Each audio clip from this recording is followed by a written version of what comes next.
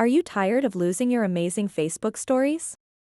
In this short tutorial, you'll learn how to quickly and easily archive your stories on Facebook. So make sure to watch this video until the very end to understand the tutorial properly. To get started, open up the Facebook mobile application and then tap on the menu button at the bottom right corner of the screen. After that, tap on the gear icon at the top right.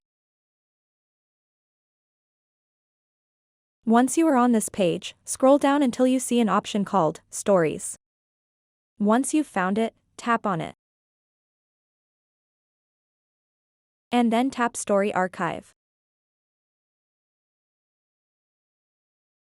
So if you want to archive your Facebook stories, simply toggle on this switch over here.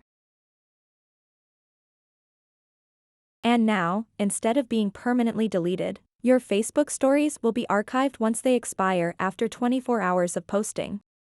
So that wraps up this tutorial. If you have any questions about this whole process, please let me know in the comments section below. And if this video helped you out, please give it a big thumbs up and subscribe to this channel for more tutorial videos like this one.